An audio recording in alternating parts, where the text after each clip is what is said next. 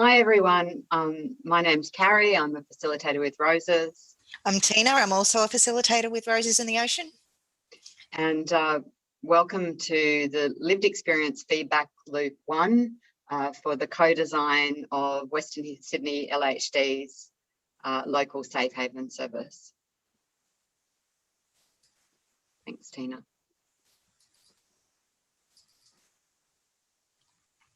Thanks, Tina. We'd just like to begin with some acknowledgements. So we'd like to acknowledge the traditional owners and custodians of all the lands that we're meeting on today, and to pay our respects to their elders past, present, and also emerging leaders. We specifically want to acknowledge the Darug people of the Western Sydney region and acknowledge that this is where it's Darug land that the local safe haven will be established. Thanks, Tina. We also, in the context of co-designing suicide prevention services, acknowledge people with a lived experience. Particularly, we want to acknowledge all the lives that we have lost to suicide and also people who are currently struggling with life today.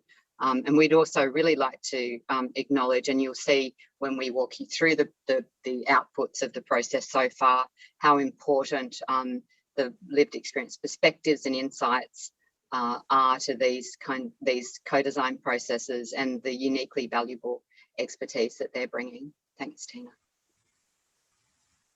So just a quick overview of the process so far. So Roses in the Ocean was contracted by the Ministry of Health to lead the co-design of all local safe havens across the 15 LHD districts in New South Wales. And in this one so far, we've had just the beginning of the process. Participants were given an information pack and encouraged to watch the orientation webinar. We then had brought all the lived experience participants together for a face-to-face workshop. We then also last week, in fact, had health professionals come together in small focus group conversations, and there'll be a webinar recorded later today specifically to provide the co-design outputs from that session. And then the purpose of the feedback loop here is really to just provide a bit of context to the local co-design process, to present what's been shared and captured from these initial co-design sessions, and then really to sense check the outputs that we've provided here with the co-design participants to make sure that what we've captured is accurately reflecting their perspectives and insights, and then also to gather broader views and experiences through an online survey that we'll tell you about at the end of this webinar. Thanks, Tina. So in terms of the perspectives that we are in the room in the lived experience part of the co-design process, this session, people with lived experience have come from a diverse range of perspectives, but it does include people who have had suicidal thoughts, who have survived a suicide attempt and have cared for someone who has been suicidal or attempted suicide. Thanks, Tina. So this first session, what we really did, we began by walking through the emotions and feelings experienced by a person seeking help through ED or supporting someone to do so. And also importantly, to get the perspectives of people who have chosen not to go to ED when experiencing a suicidal crisis, or people who would not go again because of their prior experiences. What's really important here is that by getting people to tap into their feelings, it allows us to then explore the reasons why they felt that way and to start to identify what are some of the unmet needs that were sitting behind these feelings and experiences that the local safe haven could potentially meet. We took people through what we call touch points of ED. So some of those key aspects of people's experiences in seeking help through a typical ED process when in suicidal crisis or supporting someone to do so. And they are finding, so reaching out for help in the first instance, arrival and initial assessment, waiting, which we know is a critical period, treatment, and then leaving the ED. And so the following slides highlight the key points of discussion within the lived experience session and the feedback from this first stage of the co-design process. Everything that was shared in these conversations has been captured with the most common themes shown here, and you'll see also animated by some of the quotes as well. Thanks, Tina. So Tina's now going to walk you through what we heard and what we're now feeding back to you in terms of trying to understand the experience from a lived experience perspective of accessing ED while in suicidal crisis. Thanks, Tina. Thanks, Carrie. So the first thing that we asked people to share with us, people with lived experience in the Western Sydney area, we asked what it was like for them at the time that they were trying to find help during a suicidal crisis. So before they had gone to the emergency department and were trying to work out how to access that assistance. For some people, that was assistance that they didn't arrange themselves. It was that help found them and perhaps somebody else called emergency services. And we asked people with lived experience to tell us how they felt during this time. And some of the feelings that people brought up are listed there on the left of the slide. So they included distress, fear, enraged, undecided, forlorn, scared, unsafe, upset, and confused. So we asked people with lived experience to explain to us why they were feeling this way. Some of the reasons that they gave us were it was involuntary. Another person said, I was scared to call the ambulance. Police might be called on the basis of what you say to 000. Another person said that I didn't know where to go. And another person with lived experience explained that other people's response was, it's not our problem. And another commented that I felt like a time waster. So we asked people with lived experience to think about what it was like for them when they arrived at the emergency department and during that initial assessment that takes place after people arrive. They raised a range of feelings. So some people had more positive feelings. One person said that they were quite relieved to arrive at the emergency department. Some other feelings that were named was feeling uncomfortable, feeling unwelcome, shame, sad, rushed, feeling like a fraud, and feeling misunderstood. We asked people with lived experience in Western Sydney to tell us why they were feeling this way when they arrived at the emergency department and had that initial assessment. One person commented, I was judged poorly due to a diagnosis. Another person told us it was sterile, clinical, and harsh. And another that I felt like I was just a number. One person commented, my reason is not good enough for help. And another person felt I was forced to be blunt about my experiences. Another person explained they prioritise other people who don't have mental health problems. So next we asked people with lived experience of suicide in the Western Sydney area what it was like for them during those times when they were waiting. And some of the feelings that people had while they were waiting, whether that be in the waiting room of the emergency department or somewhere else while they were waiting for an assessment or to receive treatment, people talked about feeling forgetful, relief, scared, bored, annoyed, angry. Some people felt anxiety or irritable. One person commented they felt cogitated. People felt inadequate, frustrated, indeterminable, and intolerable. We asked people why they were feeling this way while they were waiting, and some of the comments that were made included, I forgot why I was there. Another person said, I had too much time to self-reflect. Another person said, you're waiting alongside children with broken arms while people are in psychosis. One person commented that waiting for one register on duty is ridiculous. Sometimes it feels like you've been forgotten. And another person commented that they were concerned of triggers if someone came through the emergency department who is aggressive. We were told the target is a 4-hour wait, but the average is 8 to 10 hours each visit. So next we asked people with lived experience in Western Sydney to tell us what sorts of feelings they experienced when they were receiving treatment. Some of the feelings they named were, some were wondering, they felt remorse, they felt concerned, shame, unheard, they felt guilt. And some positive feelings were mentioned too. Some people felt seen and validated. Some people felt accepted. So we had a range of reasons that were explained to us for these feelings while people were receiving treatment. Some of those positive feelings were explained by saying they tried to be comforting, and another person said, at least it was confidential. It allows discussion without carers present. And for that person, that was a really important opportunity. Some of the negative feelings were also explained. One person said, I was not listened to. Another person said, there is no exchange of information. You have to retell your story. And that idea that people felt they needed to repeat information and retell their story many times, and they couldn't understand why that was necessary and why it wasn't being communicated between the people involved in their treatment. Another person commented that we waited for 8+ hours until 3 a.m. for a 10-minute chat.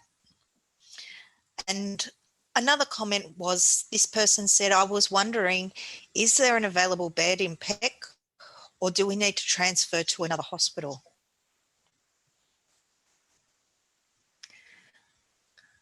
So the last thing that we asked people with lived experience about in terms of their experiences accessing help through the emergency department during a suicidal crisis was what it was like for them when they were leaving.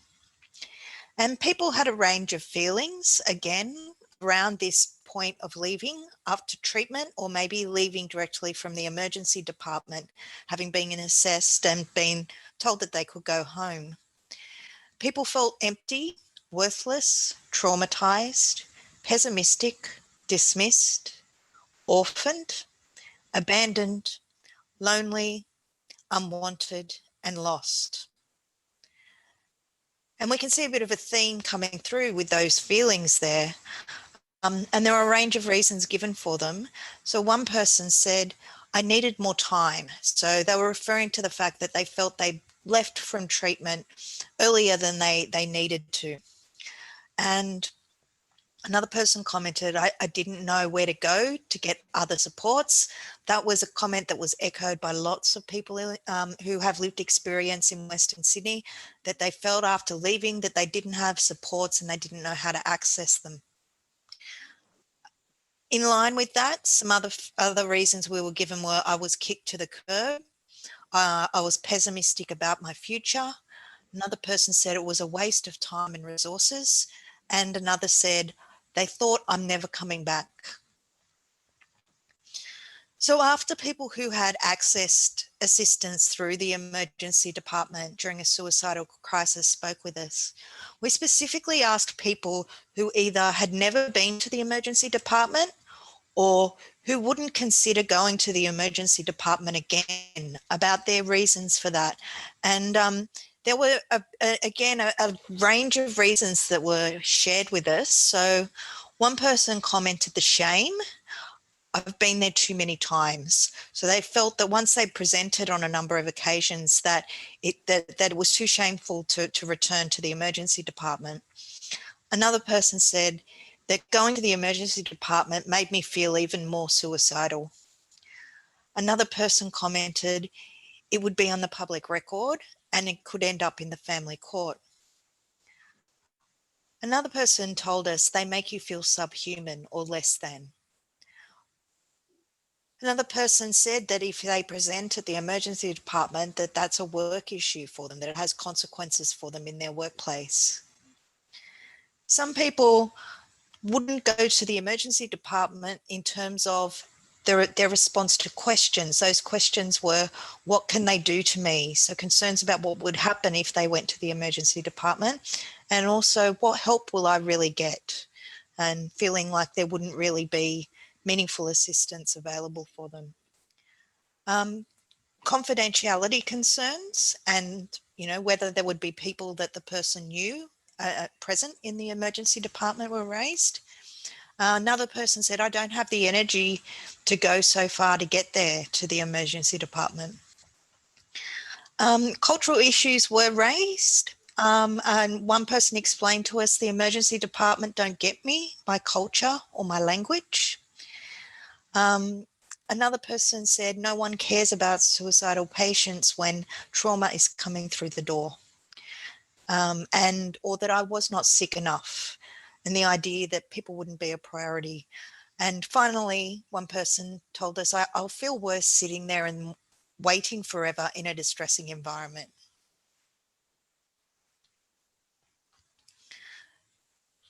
So this information that people with lived experience provided us about their feelings and their reasons for the feelings was really important in terms of us understanding the needs that our safe space needs to meet, because those feelings often reflect needs that are being met or needs that are not being met. And the safe haven ideally will be looking to meet as many needs as possible. So we explored these with people with lived experience in Western Sydney, and they were able to identify a number of needs. These needs that you can see on this slide are practical and physical needs. So people need lots of signs in multiple languages so they know where to go. Need connection to other services if services aren't available in the emergency department to support them.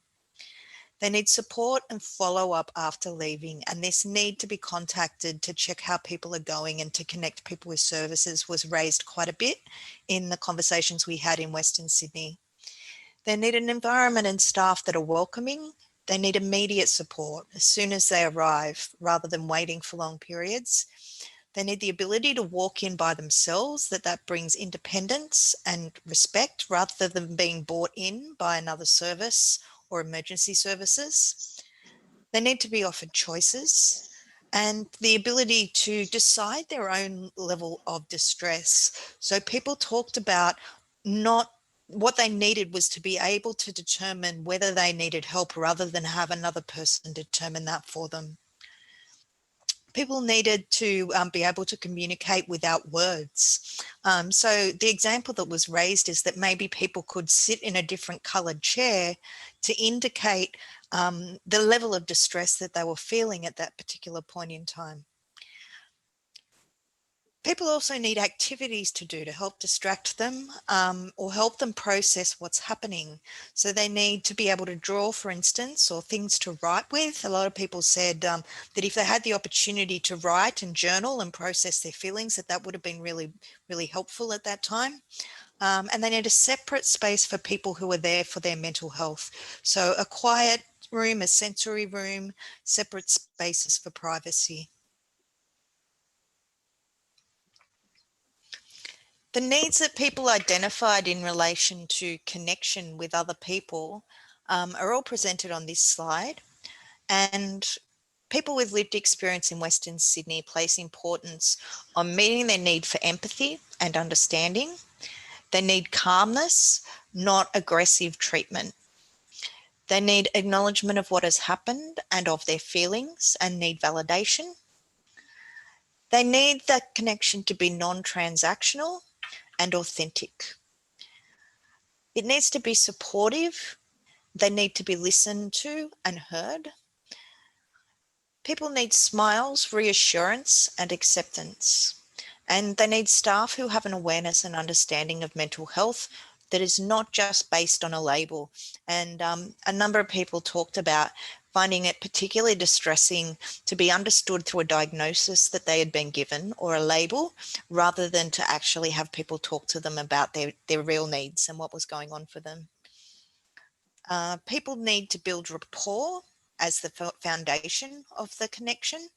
And there's an importance for eye contact and really listening and to be believed. So you might remember there were a number of feelings that people described, like feeling like a fraud, feeling misunderstood, feeling not believed, and that need to feel like they can share what they're going through and get that immediate belief from other people was really important. People also need warm handovers. So that idea that it's not good enough to just give someone a phone number and expect them to contact a service and connect with that service. They need to be supported in that process. People need to not be losing contact with the staff member that they've built rapport with. So that means they need continuity of care.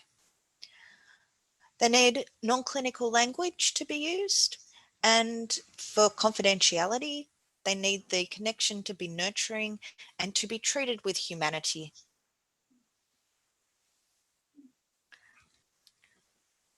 The needs that are on this slide are needs that people in Western Sydney raised as needs related to information. They made it clear that they don't want to be bombarded with information, but the information that is provided to them, they need someone to talk through it with them to give them clarity. They need to be able to understand the language that's used, and they need that information to be accessible in terms of information that's provided about alternatives to seeking help through the emergency department.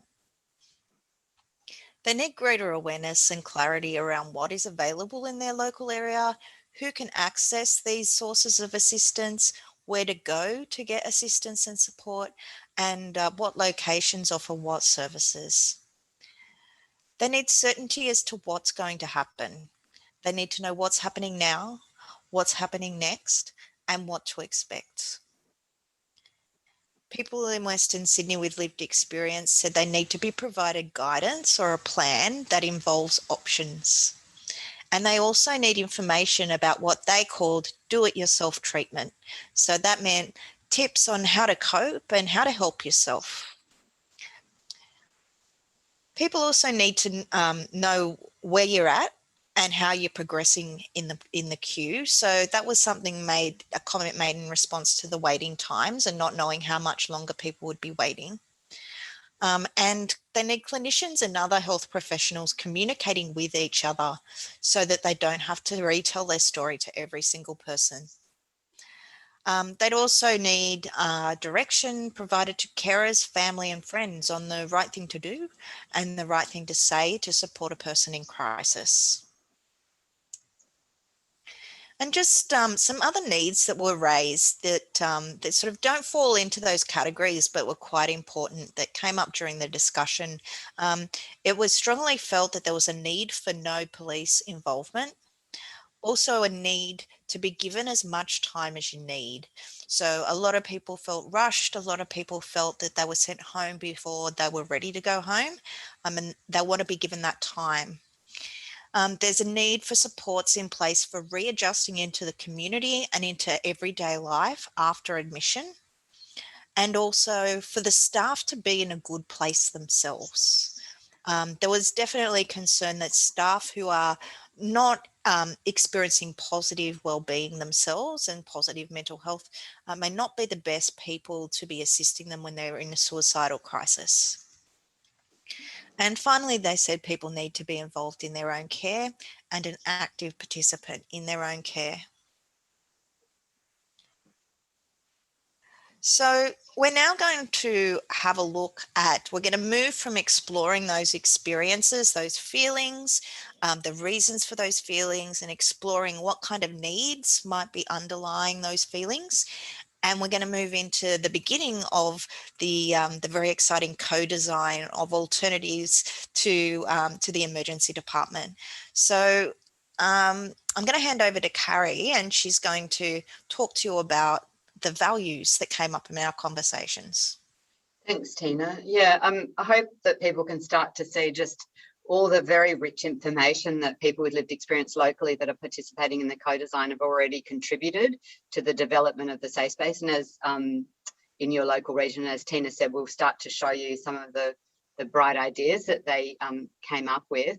But we thought it was important to also to capture some of the common values. There were some core values that we could really start to hear from the lived experience participant that we've just sort of got captured here as a group of a sort of a dot point list. And then what we're going to be doing is in a later session get the co-design participants to really boil this down to a set of, say, 5 to 7 values that would provide some kind of compass, I guess, for the local safe haven in terms of how it supports people and responds to people in crisis.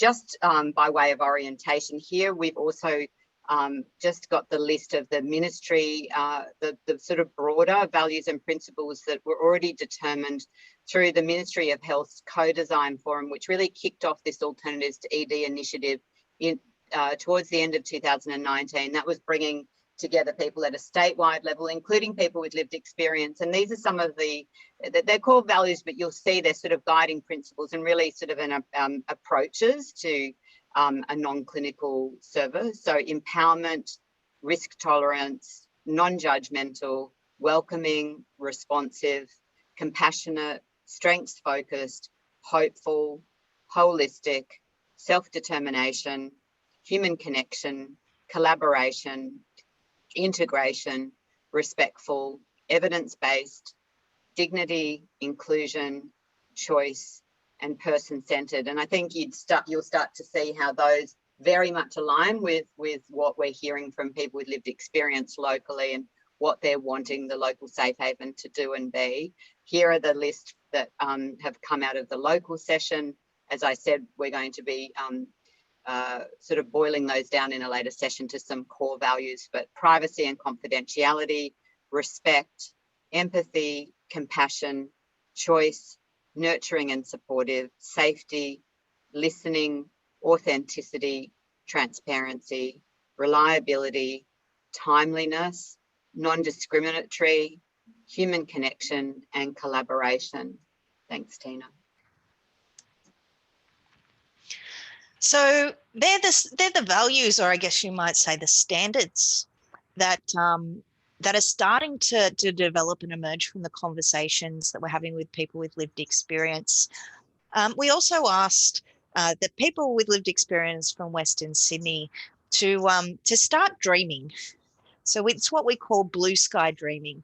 And we asked them what it would be like, or what would they see, what would the experience be like in the ideal safe haven.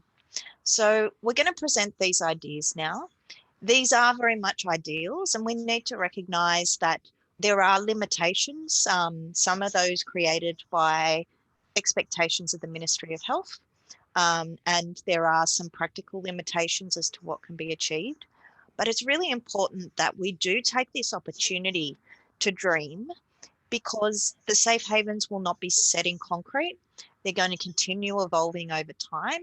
And where people's dreams can't be fully recreated at this point in time, it's always our hope that eventually, as things develop and things change, that these dreams can really guide what happens with the safe havens. So the people with lived experience told us quite a bit about what they'd like to see in the physical environment of the safe haven. They mentioned it needs to be non-clinical and homely, with nothing too fragile. They'd like to see wall art and also television screens showing calming images. And there was talk about positive messages. And some of the lived experience participants came up with the idea that there could even be positive subliminal messages that would help people to cope and help people to deal with what they were going through while they were within the safe haven. There should be lounges, comfy seats, beanbags.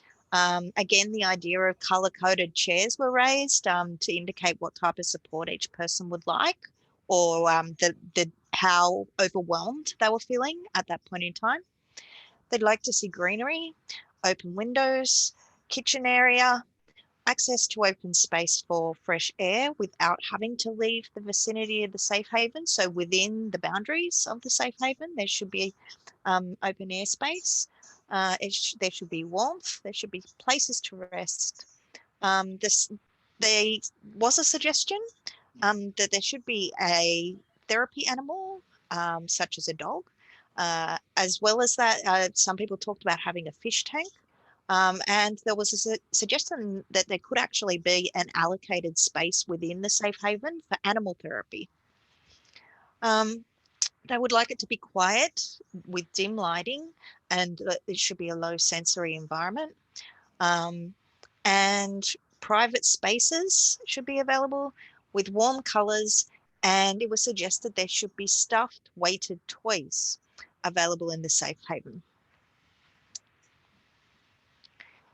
And what we have here are all of the ideas that people had for the ideal way of being able to access the safe haven. So it was stressed that there should be no wrong door and that nobody should be excluded from the safe haven because of their age, because of their diagnosis, or because of alcohol or other drug use. They said there need to be signs that make it easy to find the safe haven.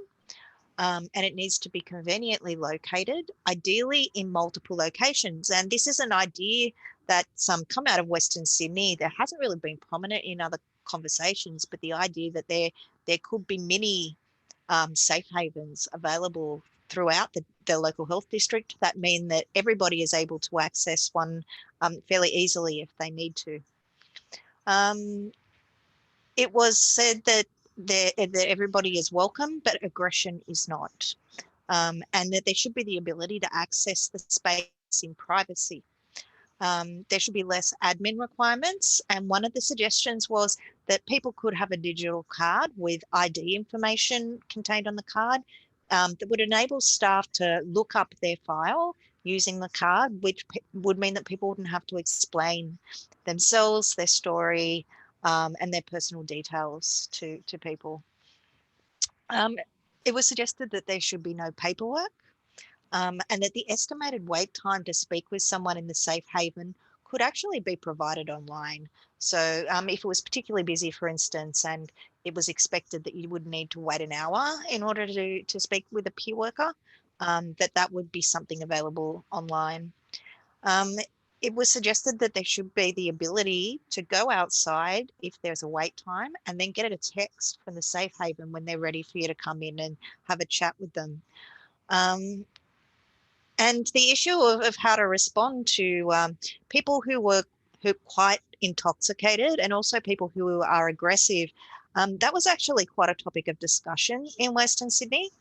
It was felt that it was important that nobody feel unwelcome, and that really the message that needs to be communicated to people who are really intoxicated or are becoming aggressive is that they're welcome in the safe space, but that they need to come back the next day, and that they'd be more than happy to speak with them if they came back the next day. So here are some ideas that were suggested by people with lived experience of suicide in Western Sydney about what the experience of visiting the safe haven would be like. So they said someone would always be available to talk to you, and that you need to be able to talk to staff as well as with other guests in the safe haven. And it was suggested that there might be a separate space in the safe haven where people could interact with other guests and make friends and socialize. They said that you'd be able to see people who you can relate to. And by that, they meant that that you'd be able to see people who were of your gender or of your culture, or that in some way shared an identity with you. They said there should be no nurses stationed behind a glass panel, and that there should be free, good Wi-Fi and computer tablets and computers and tablets available for people to use for personal use while they're in the safe haven. There should be relaxing music, but there should also be an on-off switch for the music in quiet rooms, and make available materials for drawing, writing, and creative expression. Some other activities that people mention that they'd like to be available include reading, crosswords, playing a game, watching a movie, and podcasts, listening to podcasts. It was also suggested that there be exercise equipment in the safe haven.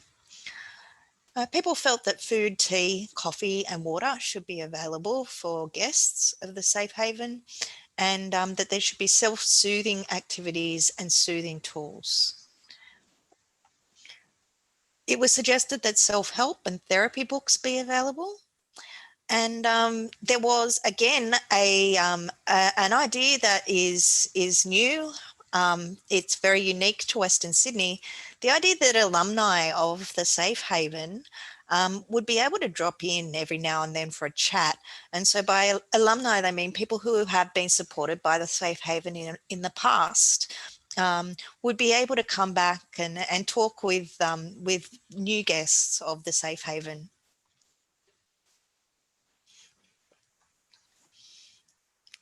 So these are the ideas that people had around how they'd like to be supported when they're in the Safe Haven. They said staff are calm and able to take their time with people, and there's a dedicated worker for each person so that there is continuity for people in the support they receive. They said that they'd like positive encouragement and for the support to be nurturing and not denigration. They said that people should be able to stay until they're comfortable to leave. And if they aren't able to stay to that point, they need to be given a warm transfer to an appropriate alternative service. And again, that's a reference to the fact that people don't want to just be sent out the door with a phone number that they're expected to call by themselves. People would like to be able to provide support to a person who wants to access help through the emergency department if that's what the person chooses to do.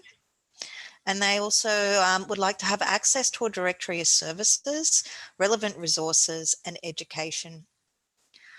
Self-help workshops are something people are interested in seeing provided, such as breathing exercises, strategies for coping.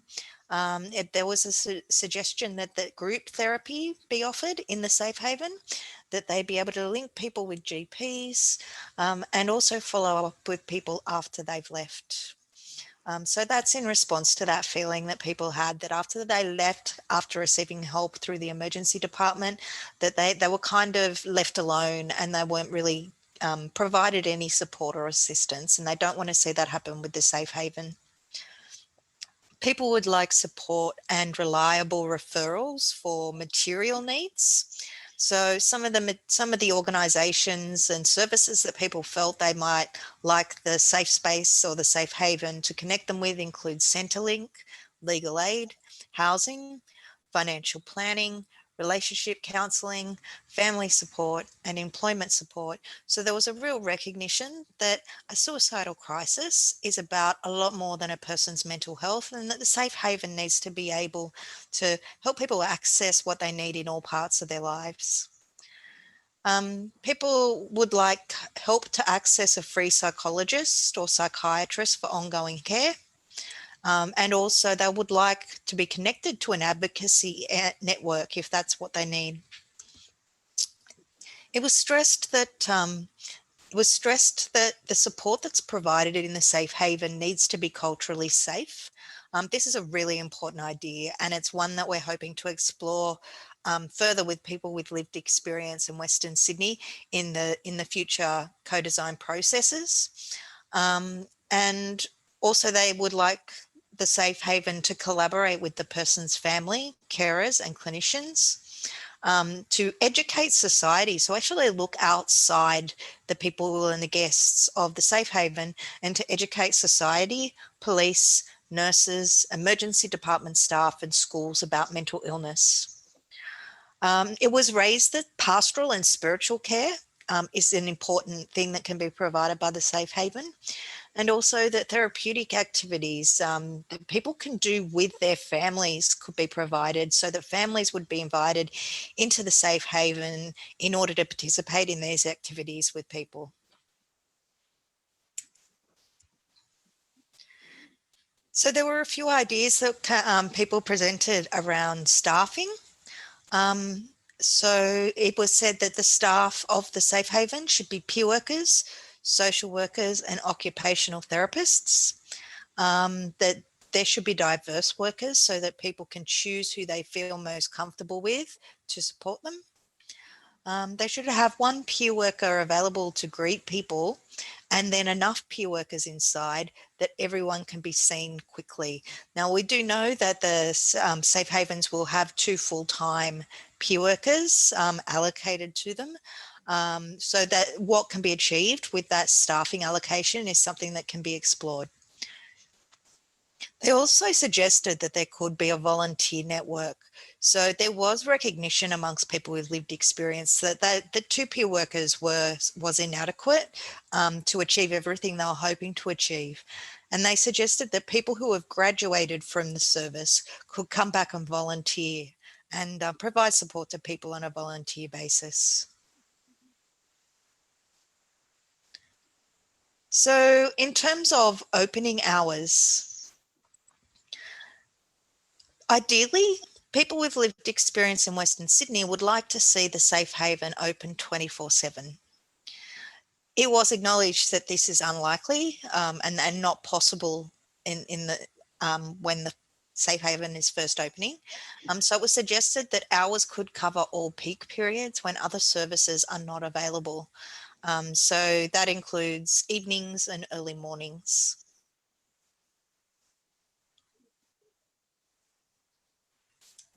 Sorry. Well, there we go.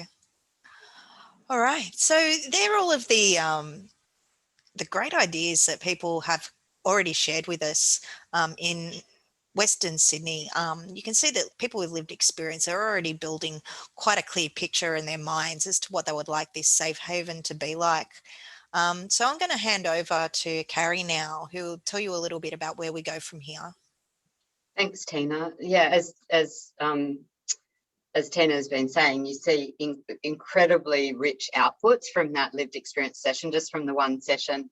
And we really encourage you. We know we've just provided you with a lot of information. This is a recorded webinar to go back, press pause, and really to sort of dig into the information that we've given you. And also we'll be telling you in a moment to spread the word around this so we can really get broader community input, and so they can also hear some of the fantastic stuff that's coming out of this co-design process so far. We have a lot of questions for further exploration, which will happen as a necessary and natural part of this co-design process going forward. But we like to sort of also share some of the questions that seem to be quite specific to this region and that are particularly ones that are important to get responses to locally. And these are, what is the role of the safe haven in providing support to carers of people in crisis? That certainly came up as an issue that needs sort of deeper exploration and sort of broader community input around that. What should locally appropriate, culturally safe practice look like? So as Tina just said, that was raised as an important aspect of a safe space, but we need to hear more about what that might look like in practice. What's the role of volunteers at this local safe haven? What mechanisms should be utilised to raise awareness about it and develop partnerships with local community organisations, key health service providers and first responders, people that are part of that conventional kind of crisis response? What are the important quality skills and experiences that what they're calling an SP peer worker, so the peer workers staffing the safe haven, should possess, and what will they need in order to be supported to do their job in an effective and sustainable way? And what should the relationship between the local safe haven and ED or other clinical services look like? For example, will there ever be a need for clinical oversight, and what would that look like? Thanks, Tina. But just before we wrap up, just to let you know next steps. So next week we'll be having a health professional session where we bring all the health professionals together. I said at the beginning, we had those focus conversations in smaller groups. Now we bring them all together. They're provided with these lived experience outputs. We start to look at what are the points of alignment and divergence between the local lived experience perspective, the health professional perspective, and then the Ministry of Health's requirements around the safe haven service model. We then have another feedback loop based on the same principle as this, where you'll be able to hear the outputs as they develop, and then another opportunity for broader community input through a survey. We then bring all of the stakeholders, as we're calling them, together, so people with lived experience and health professionals in a combined workshop. And what we do there was we get people to work through a range of scenarios that are very likely to be encountered in a local safe haven, to just start to test them against the values and principles that the local safe haven is going to hold itself to, particularly around the idea that it has to be a non-clinical service and that it has to hold to the principle of risk tolerance. Then we have a final feedback loop, which is really to communicate all the co-design outputs to participants, but also to the broader community. Then they're all pulled together by Beacon Strategies, who is working with Roses in the Ocean on this project, and then they will be fed back to the LHD in the form of sort of guidance, frameworks and documents. Thanks, Tina. So yeah, just before we finish, we know that we've taken up a lot of your time, and we really appreciate people that have joined here live. If there are any questions, quick questions here that we can respond to, I'll just explain while that's happening that there is the online survey. The link is available here, but also on the landing page of the LHD landing page on Roses in the Ocean website. What we really encourage you to do now is to spread the word. What we know is really important in co-design is that there are always missing voices, particularly in processes like this where we can only have so many people in the room. And we've heard from you very clearly that there's diversity culturally in these communities, and we want to make sure that in order for the local safe haven to really meet the needs of the most people in the region, that it's important to hear from those people. So please spread the word about this survey to your formal networks, and also really importantly to those informal networks that people have in local communities. Oh. So if there are no questions, is that right? Just checking in. Haven't got any questions yet, so but if you do have questions, get in contact with Roses in the Ocean, because we'd be more than happy to help you with an answer or point you in the right direction of an answer. Thanks, Tina. And we just want to, really say thank you so much to the lived experience participants in this LHD so far. You really, it was such a rich discussion, and the insight and perspectives you brought were really fabulous and really, really important to a meaningful co-design process in this local region. So thank you very much. Thanks to everyone that's watched this webinar. Please, again, send the survey to as many people as you can, and have a great day.